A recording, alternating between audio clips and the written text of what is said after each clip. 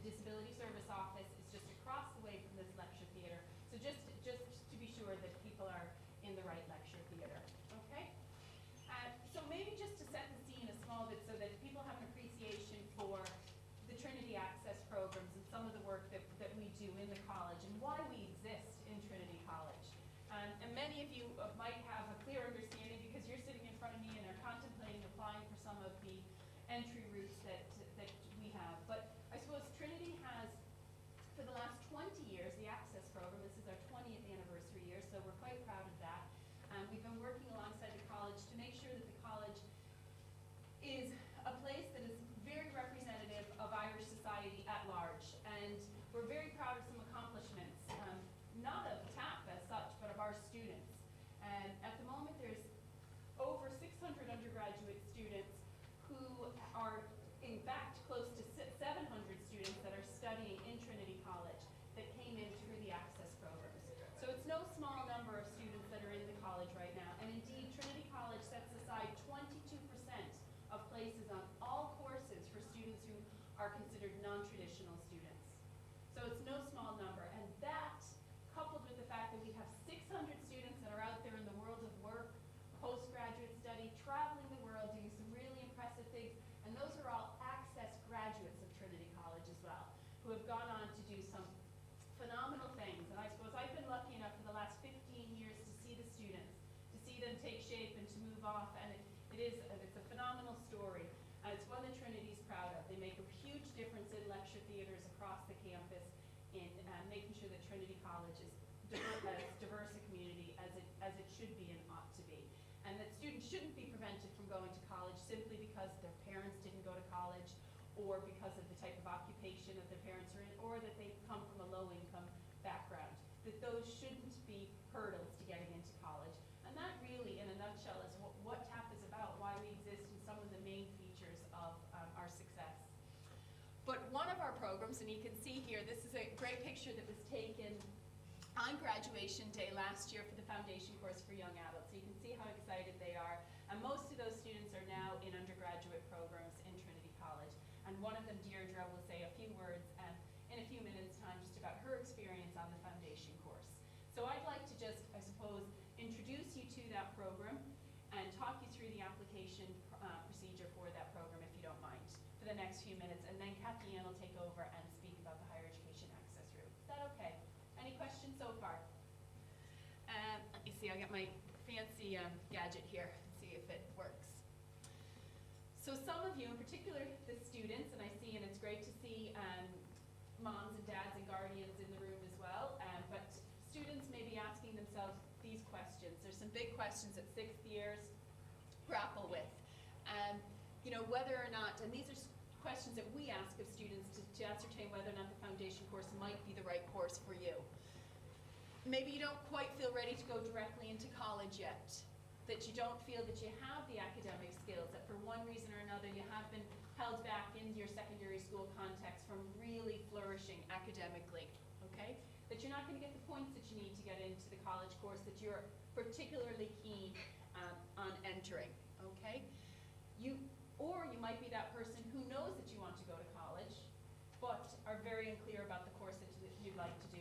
You can already see the range of courses that are in Trinity, and then there's many other universities and institutes of technology in our area. So it is a very, very big decision to kind of be able to funnel down to that college course that it will be most suitable for you. How does the foundation course work? Okay, it is an academic and personal preparation course. It's full-time, very much so a full-time course, which runs from mid-September to mid-May. So it coincides with the academic year here in Trinity College. There are 25 places on the program here in Trinity, but we also have a satellite course in the Liberties College as well. So there's a further 25 places available there. There's no charge for the course. And students are either registered students of Trinity College or Liberties College, depending on which program you successfully apply for and are accepted on. There's a small registration fee in the Liberties College course that isn't chargeable in the course which TAP runs.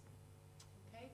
For the TAP Foundation course, just so you get a sense of the content, so what would you be doing if you were accepted on the foundation course? Okay? combination of, and this is just university language, okay? Tutorials, which are sort of smaller classes, and lectures, which might be bigger, something like this morning.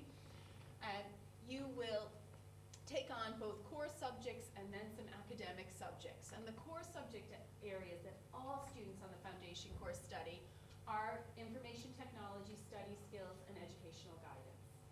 And then, depending on what you're thinking you might like to do as an undergraduate student in Trinity College, you select a stream, okay, which will be specific to what you'd like to do after you finish the foundation course.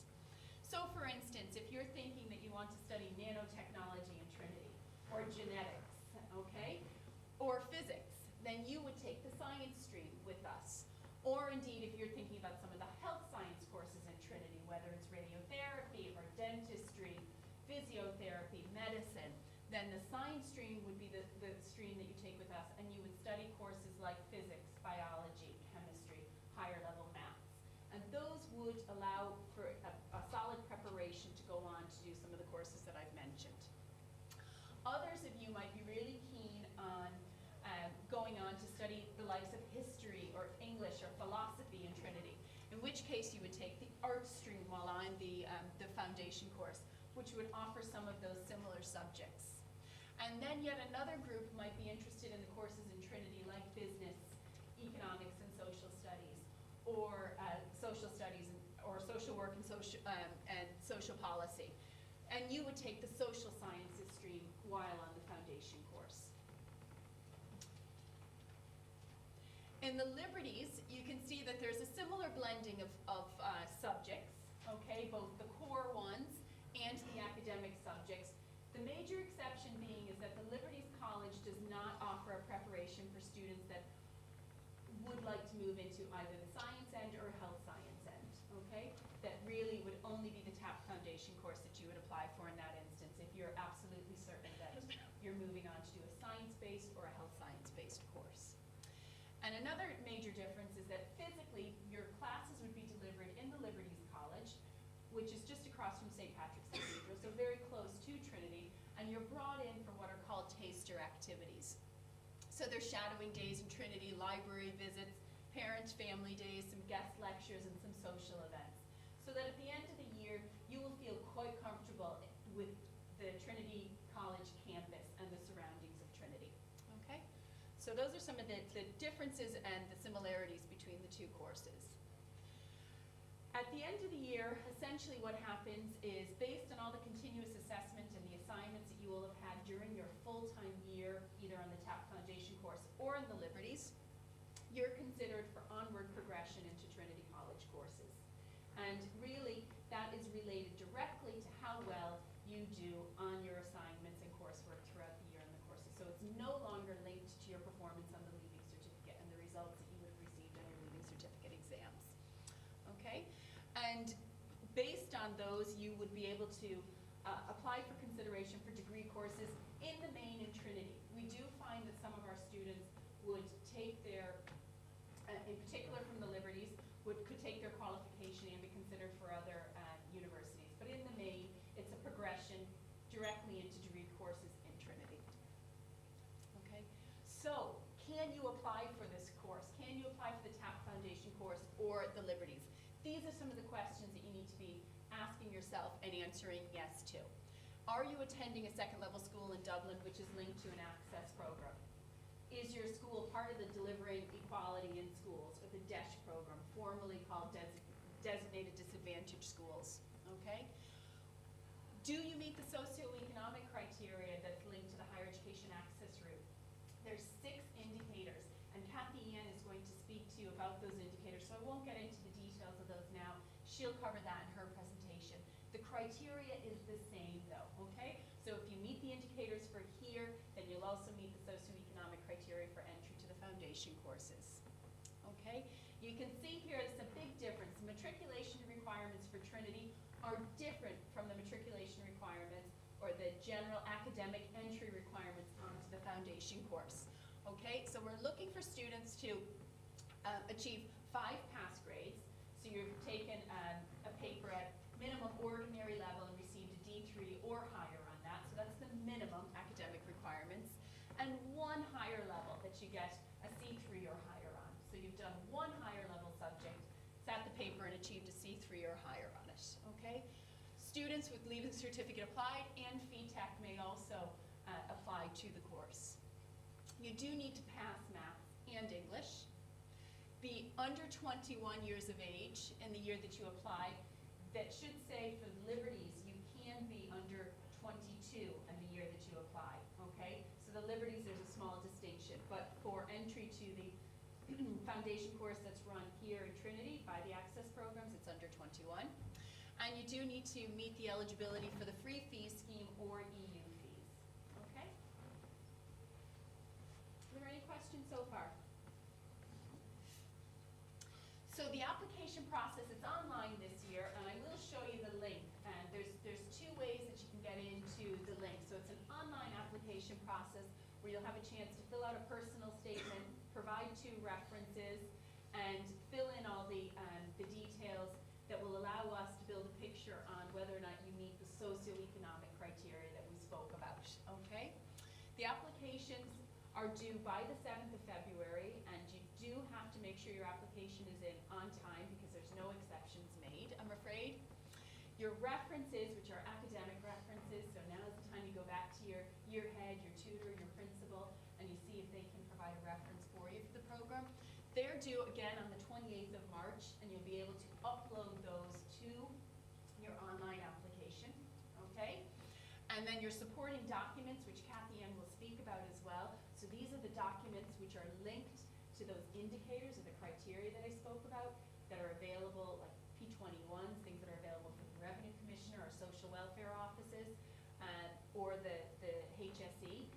Those documents also need to be provided by the 28th of March, and it's really important that your application is accurate and complete. And Kathy Ann will talk in really close detail about them. I suppose the TAP staff and the contact detail and numbers will be coming up on one of the slides. TAP staff are here to make sure that we can help you with that online application process and make sure that you pull together the information that you need, so the references and the supporting documents as well. So if you need help, you do need to ask for it, because otherwise, you know, the responsibility is yours to make sure that your application form is complete. So our application's open now? They'll be open as of from Monday, December 3rd, okay? So, and I will show you how you can get into the links for those. So then, after you get your complete application in, then what happens? We call in a group of students in March, and I suppose interview is a broad word to describe an information exchange, where we're able to ask questions of you in a group setting, and likewise you can do the same with us, so that you can see, is this a good fit for me? Will the foundation course work for me? Is this really what I'd like to do? Because we also want to make sure that, you know, we're selecting a group of students that will really genuinely benefit from the program. In June, after your Leaving Cert exams are over, we contact you as well and let you know whether or not you're being considered for the foundation course. And then in August, you will, hopefully, as I say, wake up early, either log onto your computer or walk down the hall to get the post that the postman has just delivered to your house. And you could find that you have an offer through the Higher Education Access route and potentially an offer for the foundation course. And then, fantastic, happy days. You get to decide what's the best next step for you, okay? So that's generally how things happen. And it'll happen at the same time that you get your CAO round 1 offer, so that you can make a fully informed decision, okay? When you do come onto the course, you'll find that there's a whole range of supports. At the moment we do have, and this is for the students on the TAP Foundation course, the financial supports are available in the form of a small bursary that we have, and once we have a fund for that next year, then we will share it onwards with the students. There's quite a number of academic supports, and because it is such a small setting, you know, you do get quite an amount of personal support to really help you find your feet and settle into the college environment, so that when you do enter your undergraduate program, you're very well prepared for that and you do just hit the ground running. You can see this is what the students from last year, and every year they're just so impressive, and they go on to do exceptionally well in Trinity College, and they have made Trinity College a better place. Their contribution definitely has made Trinity College a better place. So you can see we have students who are studying everything from management science and information studies, that's what that MSIS is down there. Sociology and social policy, that's what that SOC-POL is, all these Trinity, abbreviations. Dental science, nanoscience, I didn't even know what that was until a few years ago. English and philosophy, they're doing everything in Trinity, and they're doing very well. So it is a great preparation course as the statistics show. Lisa Keane is the current coordinator for the program, and her telephone number and email are there. Just to say, this presentation, all of these slides are on our website as well, as is Kathy Ann's. You can get all of that on our website. Please come in and make yourself comfortable. There's no need to stand. It's bad enough having to listen to an American accent and having to stand through listening to one as well if you want. Oh, sorry, I see you down here because of your grand. So the Liberties College, they also have an email and a telephone number there as well. And will I show the link now, or do you want to? Just so that you can see how where you will access from the 3rd of December, where you'll access the online application. This is the first year, so fingers and toes crossed, this is the first year that Trinity is rolling out the online application for all of its courses, okay? So hopefully we get through that process scar-free. But if you do run into any difficulties, Lisa's telephone number and email address is there, and there's other staff on board who can hopefully help you through that whole online process. Okay, so to apply for the foundation course, and this goes live on Monday, so it's open for applications on Monday, you go to the Trinity website, tcd.ie, you go to prospective students, then you go to undergraduate courses, and in undergraduate courses there are foundation courses, and that's where you will go to apply. So main web page, prospective students, undergraduate courses, foundation courses. And you see foundation studies, young adults. We will also have a link on the Trinity Access Program's website, which is www.tcd.ie/Trinity_access. So there will be a link there. So there'll be two sort of doorways into the same application process, okay? And it will be an online application form where you're able to upload documents, and you'll be issued with your username and password for that, so that you can revisit it. It's not, you don't have to sit down in one sitting and do the application form in one sitting. But give some thought to your personal statement and certainly to the people that will be filling out your reference forms. And I've said enough. I think the most powerful statements usually always come from our students. So Deirdre, if you'd be very, I'm sure that, look, they haven't chewed me up yet, Deirdre, you're going to be grand, okay? So Deirdre's just going to say a few words about her experience on the foundation course before we hand over to Kathy Ann, if you don't mind.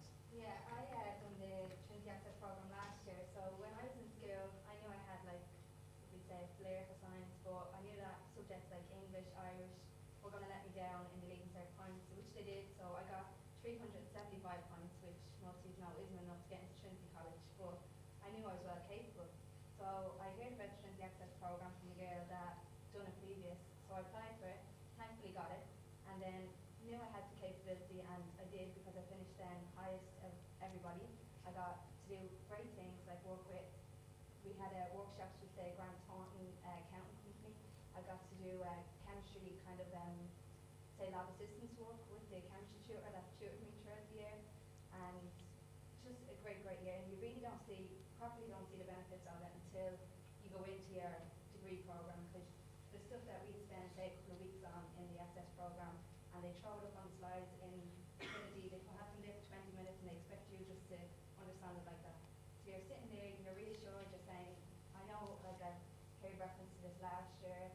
Another thing is, you know the campus, you know where your lecture theatres are, you've made friends before you go in. And I think it just gives you a real head start when you go into it, because I can't imagine have gone in, like not doing the Trinity Access program, which was really great.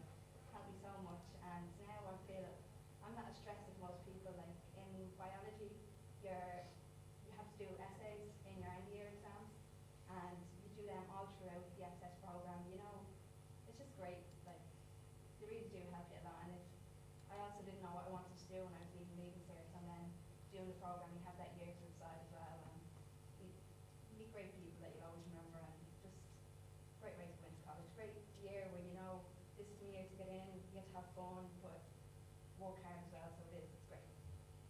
Fabulous. Fabulous.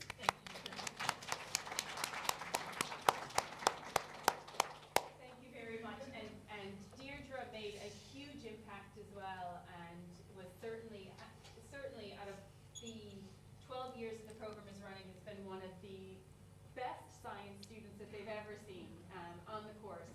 So it just goes to show you that she could have been lost to Trinity because of the points race. She wouldn't have been offered a course through the CAO mechanisms and through the Leaving Certificate.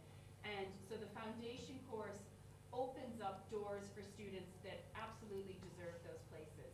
So I look forward to seeing applications from some of you. And if the foundation course isn't for you, maybe the higher education access route will be. Right. Okay, so here is the higher education access route. And what it is it's an admissions scheme for school leavers who for social, financial or cultural reasons are underrepresented at third level. So essentially what that means is that we have here in Trinity, as things stand, an awful lot of students who come from backgrounds where there's perhaps fee-paying schools or where the parents are higher professionals, and there's less representation of students who come from backgrounds where perhaps their parents are working in construction or retail or services or are unemployed. So we're trying to even out that balance and diversify the student population, as Kathleen has said, so it is representative of the broader society we have in Ireland. So here was set up initially by a few colleges, and it has now expanded out to 17 colleges and universities across Ireland that students can apply to through this scheme. So here's a list of the colleges. There's all the universities, so DCU, Limerick, Dublin, Cork, Galway, Maynooth. There's DIT, and there's the teaching colleges listed here as well. You will notice that Blanchardstown IT and Tala IT, for instance, aren't on this, so they're not part of the HERE scheme. But all of these up here are part of the HERE scheme. So the reasons to apply to HERE, first of all, it's a reduced points entry route.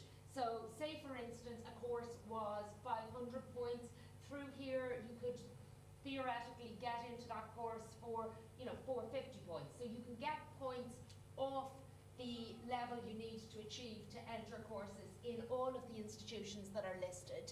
And then also there are a number of post-entry supports. So Kathleen discussed these briefly with regard to the foundation courses, and there's similar supports. There's a financial bursary, we have academic supports, we have a writing resource centre that's there to help students adapt to writing college level academic essays. We have a maths help room, we can provide additional finance for tutorial grind assistance. So there's a number of academic supports, and then there are a lot of social and personal supports, nights out organised. Every student who comes in through HERE or the foundation courses has a TAP advisor who's there for them to go to if they have any academic or financial or personal problems throughout their time in college. And another final support I'll mention is the pre-university orientation programme, which is the week before you start college, you come in here to Trinity to us for a week, and you get tours of the campus, you get talks on how to manage your finances, you get to meet other students going into the same area you're going into, so you make friends before you start, essentially, and you get a whole range of taster activities across the college. So it's a great way to prepare for that first week, so you're going in there kind of with a head start on everybody else. So this is important. HERE is not your SUSI grant. SUSI is the organisation that looks after the higher education maintenance grant. Every year when people get letters out from us to say whether they're eligible for HERE. Some people aren't eligible, so they will get a letter saying you have not been deemed eligible for the HERE scheme.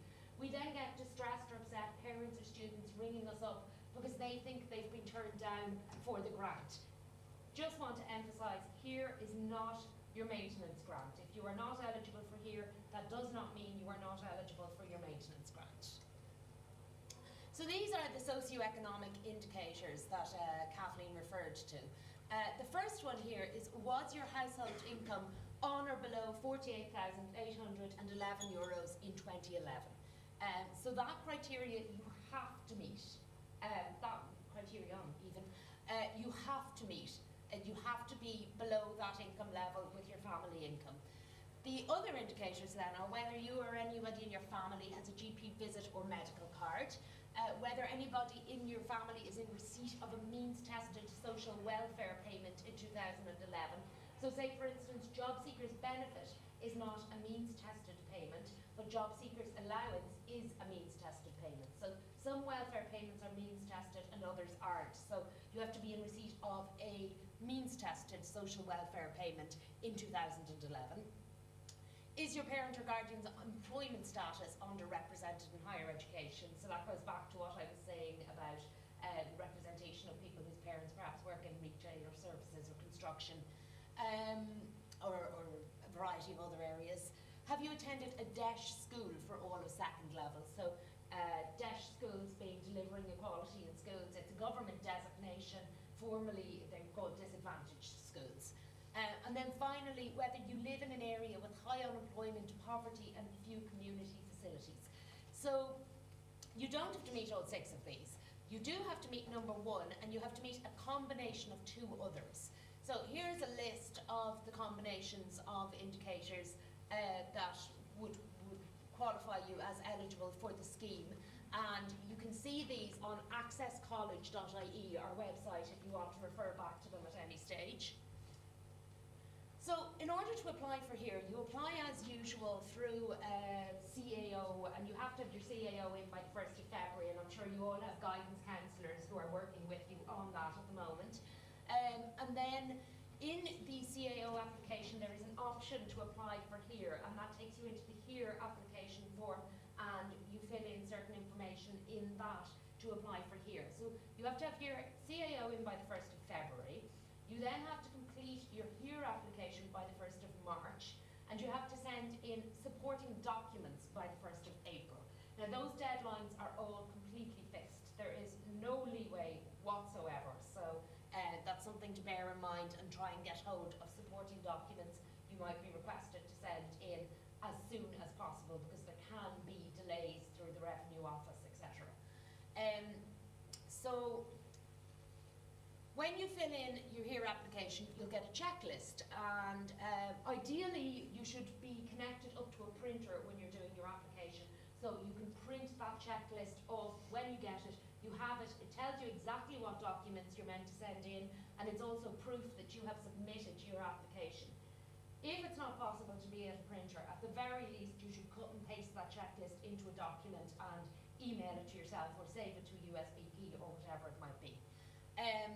So the documents are, well, I think the next slide gives you some examples. So some of the documents you might be asked for are a P21 or Notice of Assessment for 2011. So a P21 or Notice of Assessment is a tax statement. They're both documents you would get from the revenue. I would advise you to request them now, because there have been significant delays. So if you're applying for this, go ahead and request those documents. Social welfare form for 2011, signed and stamped by your local social welfare office. Notification of redundancy or retirement, there's a form called an RP50 if your parents or guardians have been made redundant or retired in 2011. And if you are in the care of the state, we would need a letter from the HSE stating to that effect. So last year, 9,017 people applied to go to college through HERE, and of those, 3,540 were immediately disqualified because they did not send in their supporting documents. When you make your application by the 1st of March, you must then follow through and send those documents to the CAO, or your application can't be considered. So here are the top 10 mistakes. The first one here is not filling in your HERE application with your parents or guardians. So there are HERE workbooks that you should be able to get from your guidance counsellors, or there's a PDF of them on the accesscollege.ie website. And you should sit down with your parents or guardians and go through that, because they're going to have the most accurate information on their own jobs, financial situations, etc. And you need that level of detail. So you ideally really need to do this with your parents or guardians. So number 2 here is giving incorrect answers about your family's financial circumstances and your parents or guardian's job. That's very closely linked to number 1. Usually people give incorrect answers because they haven't sat down and gone through it with their parents. The only thing I will say in addition to that, in terms of giving incorrect answers, it'll ask you on the form what your parents' occupations are. And you need to be as precise and as detailed in that as possible, because people, for instance, will put down manager when, say, for instance, their mother or their father works as a manager at a deli counter, and that will be categorised as kind of much higher ranked than it would have been if they had specified what level that management was at. So, you know, receptionist rather than administrator. Be as specific as you can in terms of descriptions of occupation, so that you don't accidentally rule yourself out by accidentally sounding more elevated than it should be. Number 3 then is not printing off your checklist. So we've run through that. And number 4, not submitting any supporting documents.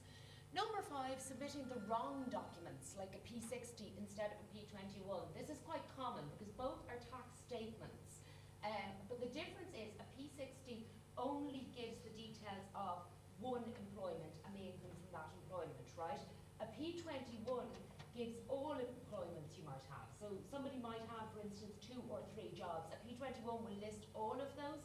A P60 will only apply to one job. So that's why we need a P21, and we can only accept a P21, not a P60. Number 6 then is submitting the right documents but for the wrong year. The documents we need are for 2011. I cannot emphasise this enough. I do assessments on this every year, and the number of applications we get in where people have done the legwork and gone to revenue and filled in the application and put in all that hard work, but we have in front of us a P21 for 2010 or for 2012. We can only accept it for the correct year, which this year is 2011. So make sure, be absolutely certain that the documents you are sending us about your financial situation are documents for the year 2011.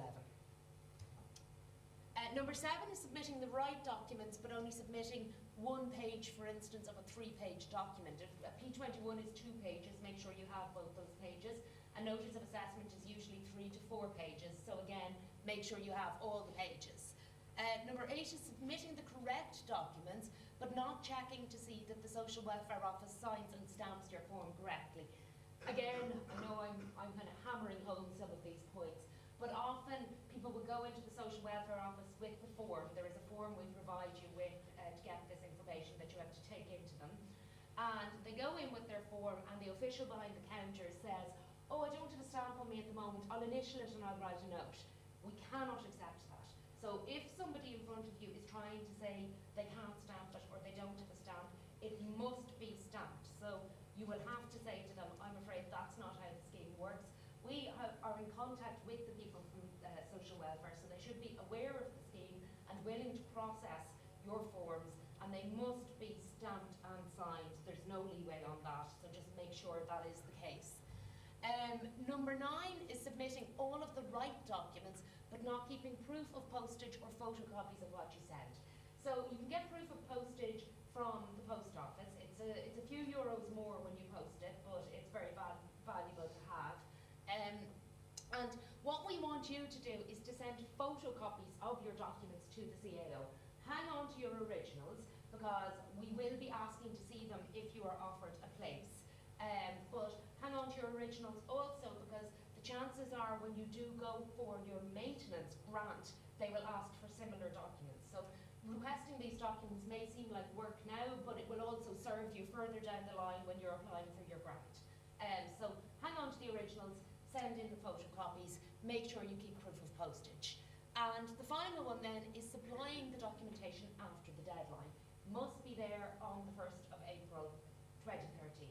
So CAO in by the 1st of February, HERE application in by the 1st of March, documents in by the 1st of April.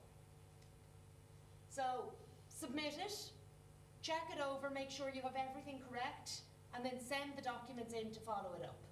Here's a bit of a timeline again. There will be a Here Application Advice Clinic on the 12th of January 2013. You're all welcome to come along to that and to bring your application guidebooks, and there'll be people there to deliver personal support to you on your application if you're having any difficulties with any aspect of it. You can find out where that will be exactly on the accesscollege.ie website. I think it was in DIT last year, but that's, yeah. You'll find that out on the website in any case. So you're notified then in late June as to whether you're eligible under the socioeconomic criteria, those 6 boxes we talked through. You can apply in July for a recheck if you feel that your application has been incorrectly processed. Here offers go out in August after the Leaving Cert results come out. And then the orientation programme I mentioned to you takes place the week before college itself starts, which in Trinity is in September usually. That's again just the day before the Application Advice Clinic. And these are some online resources. So there's accesscollege.ie, which I've mentioned a number of times. There's facebook.com/accesscollege / even. Twitter.com/accesscollege.ie. There's CAO, which is where you make all your applications, cao.ie. Qualifax is a great resource for all of you for looking up courses in every institution across the country. Qualifax will have information on them, so make sure you go onto that and have a look. And studentfinance.ie will walk you through how to apply for your higher education